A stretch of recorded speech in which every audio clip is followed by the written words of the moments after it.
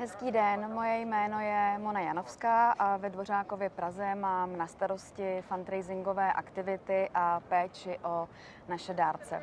Já jsem poprosila našeho nového mecenáše, jestli si se mnou nedá sraz. Moje pozvání přijal, jsem moc ráda. Ahoj Petře. Ahoj Mono, ahoj. děkuju.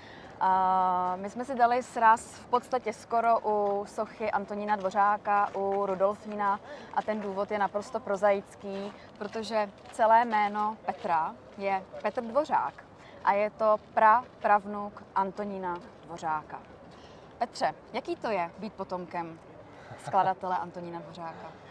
Tak je to závazek být jeho prapravnukem, protože je to určitě slavný Čech a jeho hudba se dotýká spousty lidí ve spoustě zemí. Stále se u mě zachovalo jméno Dvořák, které tedy v Česku je časté, takže tím, že jsem Petr, to nenapadne úplně každého. Ale... Podoba, je tam podoba, Děkuju. Řekla bych. Lidé to říkají, že tam rostu, takže je to určitě závazek, ale zároveň musím přiznat, že je to především radost. A radost spojená i třeba s Dvořákovou Prahou.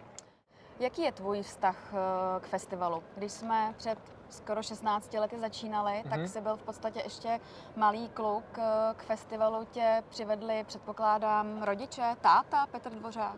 Je to tak, z části táta, z části děda Antonín Dvořák III., kterého si určitě spousta účastníků Dvořákovy Prahy bude pamatovat.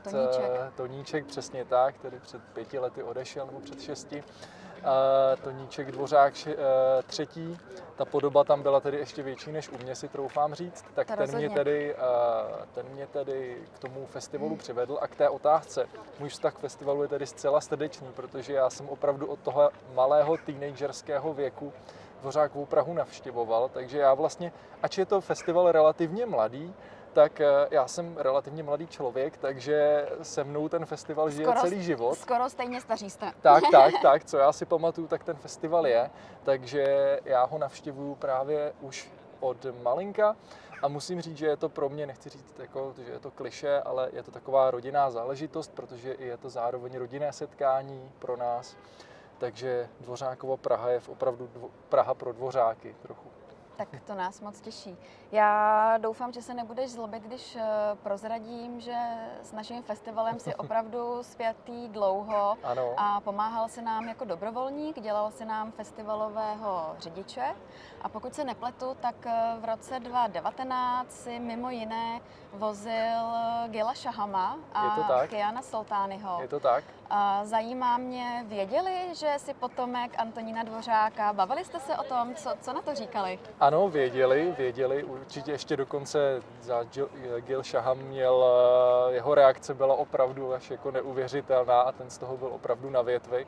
A nejen tito dva, ale spousta dalších, tak mám opravdu mnoho příběhů, protože samozřejmě, když jsem se tak představil a pak postupně měl jsem různé taktiky, kdy jsem to zmínil.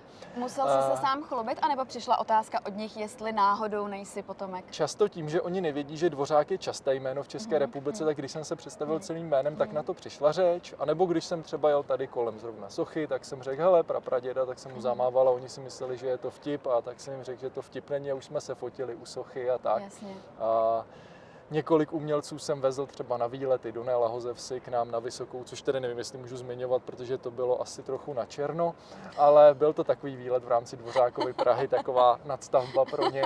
Prominu to. Tak, děkuji. Takže to se přiznávám, že jsem jim dělal takové výlety k nám na Vysokou, na Vilu Rusalka a tak dále. Tak to je hezký. Já musím prozradit, že Gil Shaham a Kian Soltány v letošním roce zavítají na náš festival. Doufám, že si uděláš čas 11. září, kdy spolu v rámci programové řady Brahms 190 a Světové orchestry provedou Brahmsův dvojkoncert právě pro housle a violončelo. Tak doufám, že se uvidím s tebou, s tvojí skoroženou Gábinou a samozřejmě i s vámi.